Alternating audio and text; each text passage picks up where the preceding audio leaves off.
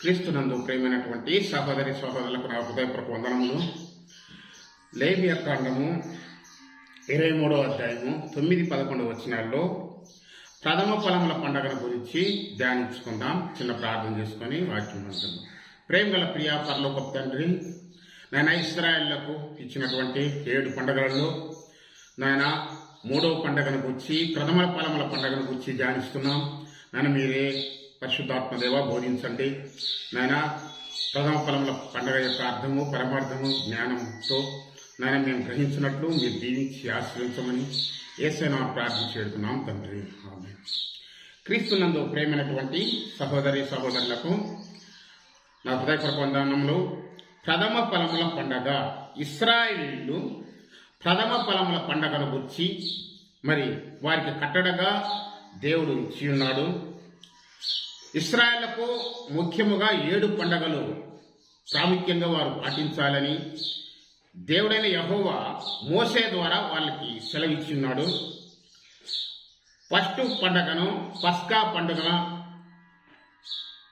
ధ్యానించాం. 2వ పండుగ పులేని రొట్టెల పండుగలను గురించి ధ్యానించున్నాం.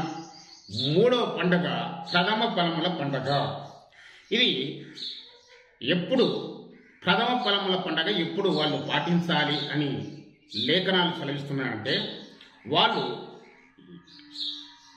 అబీబు నెలలో 3వ పండుగను, అబీబు నెల యూదుల యొక్క క్యాలెండర్ ప్రకారము యూదులు ఇశ్రాయేళ్ల పండుగలు సపరేట్గా వారికి 7 పండుగలు ఎలా ఉన్నాయో వారి యూదులకు క్యాలెండర్ కూడా సపరేట్గా ఉంటుంది. మనకున్నటువంటి గ్రెగేరియన్ క్యాలెండర్ కాదు, యూదులకు ఉన్నటువంటి క్యాలెండరు వేరు. వారి నెలలకు 30 రోజులే ఉంటాయి. వారికి 12 నెలలు ఉంటాయి. ప్రతి నెల 30 రోజులు ఉంటుంది. వారికి సంవత్సరములకు 360 రోజులే ఉంటుంది. మనలాగా లీప్ సంవత్సరం ఉండదు. ఒక నెల 31 వారికి ఉండదు.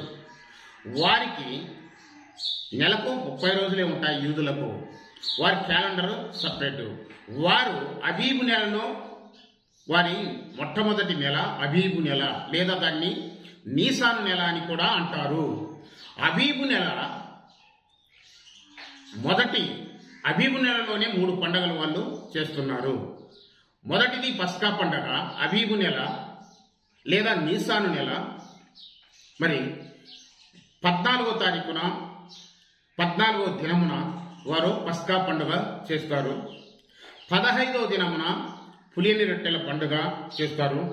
16వ దినమున వాళ్ళు ప్రథమ ఫలముల పండుగ చేస్తారు. అబీబు నెల 16వ దినమున వారు ప్రథమ ఫలముల పండుగ చేస్తారు. 16వ దినము వారికి ప్రాముఖ్యమైనది. 16వ దినము ఎర్ర సముద్రాన్ని దాటిన దినము. వారు ఇశ్రాయేలు ఎర్ర సముద్రాన్ని దాటిన దినము 16వ దినము.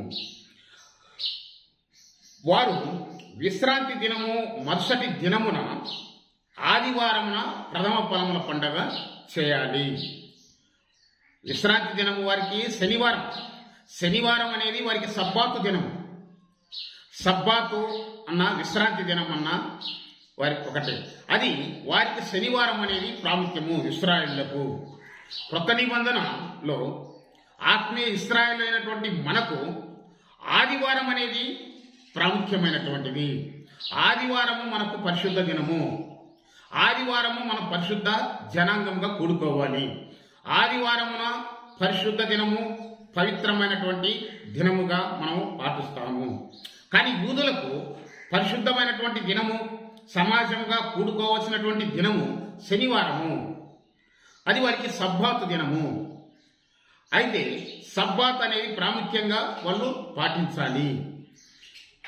ఆదివారము అనేది మనకు ఎందుకంటే ఆదివారము క్రైస్తవులకు ప్రాధాన్యత. ఎందుకంటే క్రీస్తు పునరుద్ధానుడై లేచిన దినము ఆదివారం కాబట్టి, క్రీస్తు ధర్మశాస్త్రాన్ని నెరవేర్చాడు కాబట్టి, సబ్బాతును అన్నిటినీ నెరవేర్చిన ధర్మశాస్త్రం నెరవేర్చిన క్రీస్తు పరిశుద్ధ దినాన్ని ఆదివారానికి మార్చబడింది. అయితే ఐగుప్తులో వాళ్ళు మొదటి 2 పండుగలు చేశారు. మొదటి పండుగ పస్కా పండుగ, పులియని రొట్టెల పండుగ వారు చేశారు. 2 పండుగలు వాళ్ళు ఐగుప్తులో ఉన్నప్పుడు చేశారు. ప్రయాణంలో 2వ సంవత్సరము కూడా వాళ్ళు చేశారు. అయితే ప్రథమ ఫలముల పండగ వారు చేయలేదు. ఈ పండుగను ఇశ్రాయేళ్లకు కానాను మరి పాలు తేనెలు ప్రవహించే దేశంలో వారు అక్కడికి వెళ్ళినప్పుడు ఈ పండుగను ఆచరించవలసి వస్తుంది.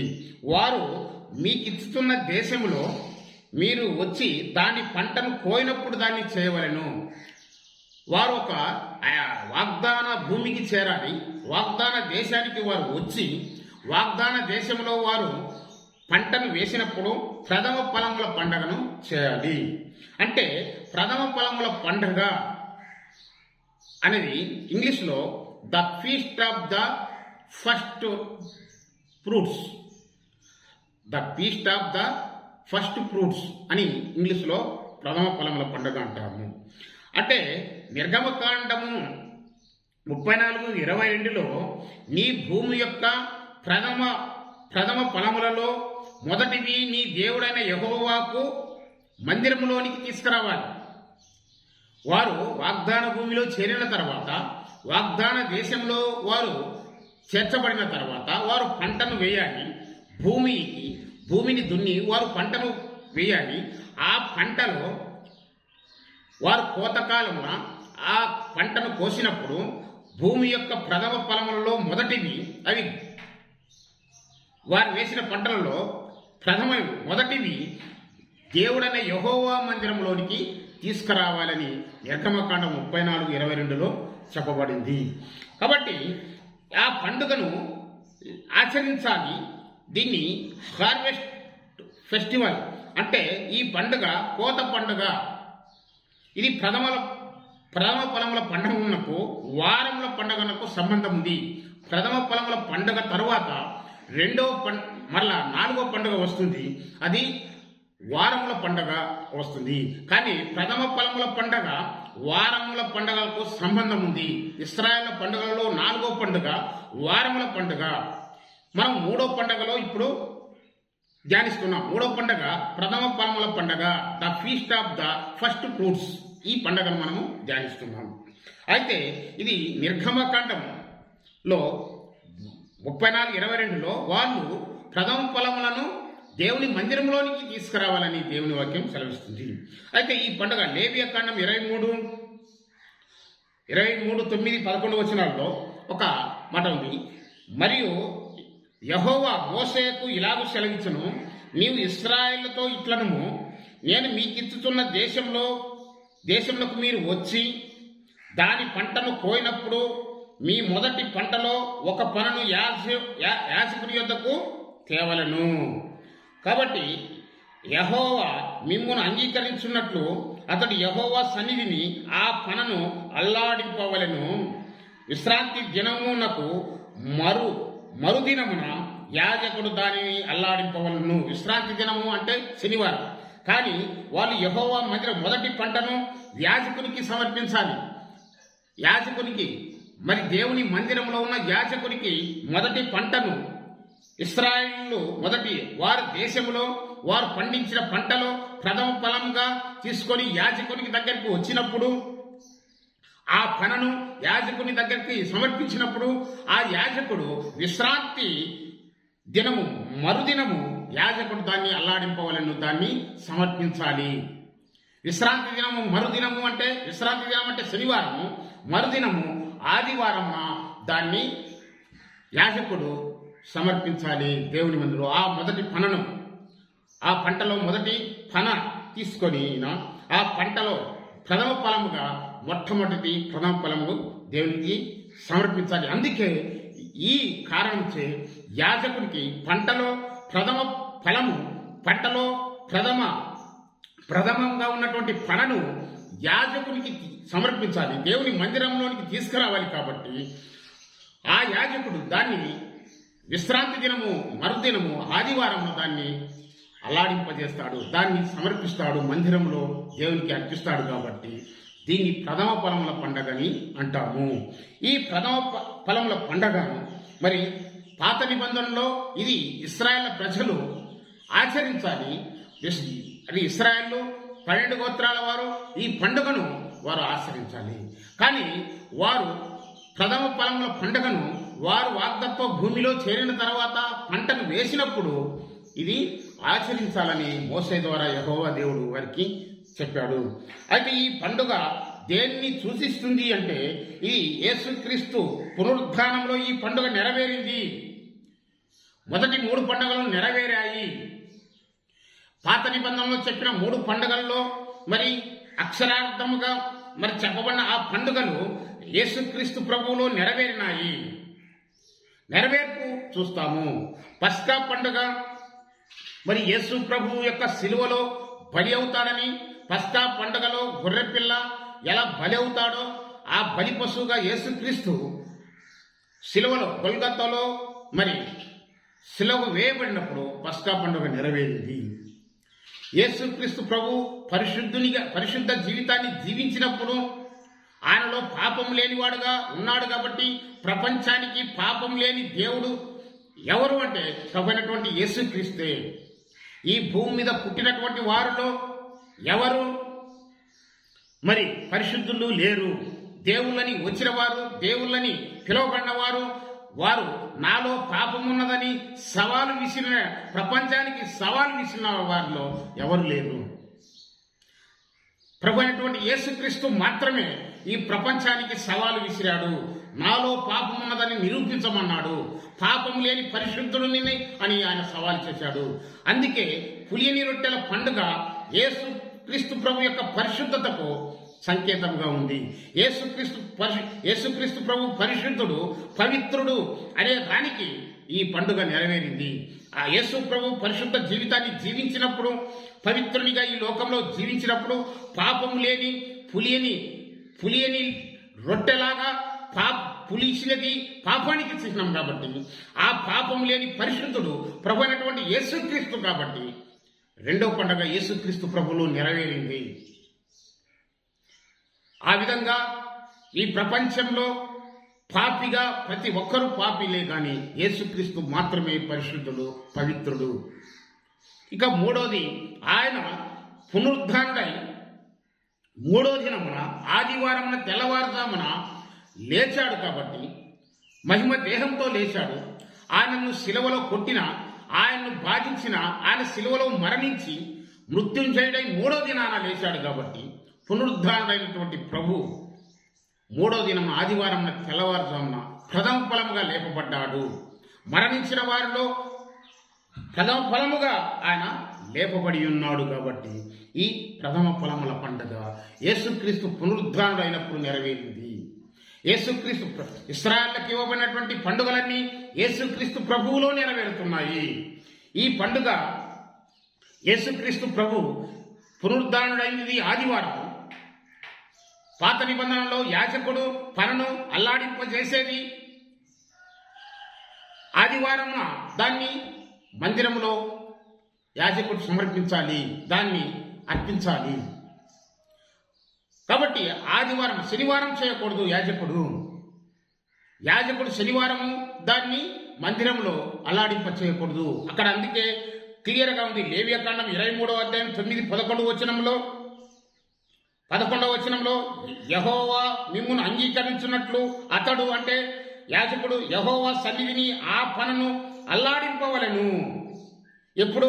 విశ్రాంతి దినమునకు మరుదినమున యాజకుడు దాన్ని అల్లాడింపవలెను, దాన్ని సమర్పించాలి. దాన్ని మరుదినము అంటే కాబట్టి యేసు ప్రభు పునరుద్ధానుడైనది ఆదివారమున తెల్లవారుజామున. కాబట్టి ఈ పనను యాజకుడు లేవియాకాండం 23వ అధ్యాయం 11వ వచనంలో దేవునికి యెహోవాకు మందిరంలో సమర్పించేది.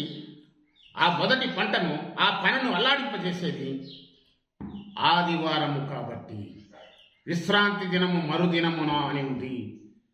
ఆ రోజే చేయాలి. యేసుక్రీస్తు ప్రభు లేఖనానుసారంగా 3వ దినమున లేపబడ్డాడు.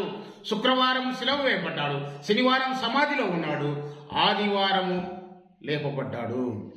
Christ died for our sins according to the scripture. He was buried. ఆయన సమాధి చేయబడ్డాడు. లేఖనాల ప్రకారము మన కోసం సిలువలో చంపబడ్డాడు, చనిపోయాడు. లేఖనాల ప్రకారం క్రీస్తు మన పాపం నిమిత్తమై చనిపోయాడు. Christ died for our sins according to the scriptures. He was buried. సమాధి చేయబడ్డాడు. ఆయన సమాధిలో శనివారం ఉన్నాడు. He raised again third day according to the scriptures. ఆయన మూడో దినమున లేఖనాల ప్రకారం మూడో దినాన లేచాడు. మూడో దినమున అంటే he raised థర్డ్ డే. ఆయన ఎప్పుడు థర్డ్ డే అంటే మూడో దినమున ఆదివారం తెల్లవారుజామున ఆయన లేపబడ్డాడు. సమాధిని గెలిచి లేచాడు. పునరుద్ధారుడైనటువంటి ప్రభు మొదట ప్రభువే సమాధిని గెలిచి లేచినటువంటి వాడు. మహిమ దేహంతో లేచాడు. మట్టి శరీరంగా విత్తపడ్డాడు. ఆయన శరీరము కుళ్ళిపోలేదు అని లేఖనం సెలవిస్తుంది. కీర్తనలో 16వ అధ్యాయం 10వ వచనములో, నీ పాతాళంలో ఎందుకనగా నీవు నా ఆత్మను పాతాళంలో విడిచిపెట్టవు, నీ పరిశుద్ధుని కుళ్ళు పట్టనీయవు అని కీర్తన 16:10లో యేసుక్రీస్తు ప్రభువును గూర్చి ప్రవచనం రాయబడింది. ఆయన పునరుద్ధానాన్ని గుర్చినటువంటి ప్రవచనము దావీదు పలుకుతున్నాడు. యేసుక్రీస్తు ప్రభు పునరుద్ధానుడు అవుతాడని ఆయన పునరుద్ధాన యొక్క లేఖనాన్ని, ప్రవచనాన్ని దావీదు పలుకుతున్నాడు. ఏమని తన నోట పలుకుతున్నాడు? ఎందుకనగా నీవు నా ఆత్మను పాతాళంలో విడిచిపెట్టవు.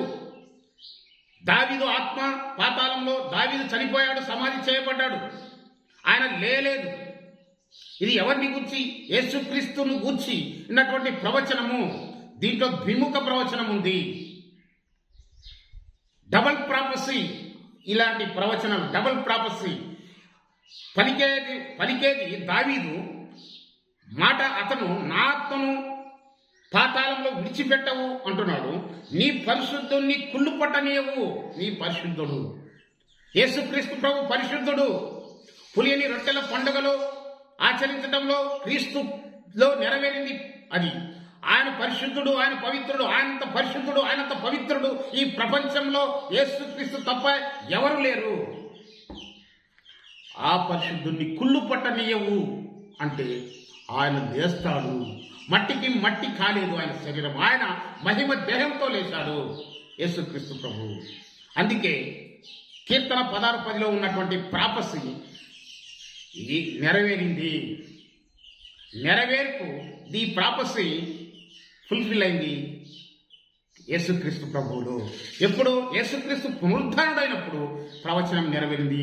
అంటే ప్రథమ ఫలముల పండుగ యేసుక్రీస్తు ప్రభువులో నెరవేరింది. ఈ పండుగ ఏ పండుగ అయితే ఇశ్రాయేలును ఆచరించమని యెహోవా దేవుడు ఆదేశించాడో ఆ పండుగ అక్షరాలుగా ప్రభు అయినటువంటి యేసుక్రీస్తు ప్రభువులో ఈ పండుగ నెరవేరిందని మీకు తెలియజేస్తున్నాను. ఒక దైవసేవ ఎంత వాక్యం ఎంత సత్యమో, లేఖనము ఎంత గంభీరమైనదో, లేఖనము ఎంత నెరవేరుతుందో మనం చూడాలి.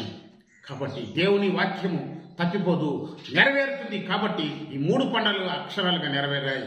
ఈ ప్రథమ ఫలముల పండుగను 2వ భాగము నెక్స్ట్ వీడియోలో మరి క్రీస్తులో ఎలా నెరవేరిందో, నెరవేరినటువంటి ఇది ఇంకా దాన్ని గుర్చిన విపులీకరమైనటువంటి విషయాలు, అనేక విషయాలు ప్రథమ ఫలముల పండుగ క్రీస్తులో నెరవేరినాయి. ఆ నెరవేర్పు విషయాలు ఇంకా మనము ధ్యానించుకుందాం. క్రీస్తులో నెరవేరినవి. యేసుక్రీస్తు ప్రభులో ఈ పండుగ నెరవేరింది. పాత నిబంధనలో ప్రథమ ఫలముల పండుగ, క్రొత్త నిబంధనలో నెరవేర్పు, ఇంకా ఆ నెరవేర్పు విషయాలు, అనేక విషయాలు ఉన్నాయి. ఆ వచ్చే పాఠంలో, వచ్చే వీడియోలో ఇది తెలియజేస్తాను. దేవుడి కొద్ది మాటలు దీవించి ఆశ్రయించుగాక. God bless you. మీ అందరికీ నా హృదయపూర్వక వందనములు.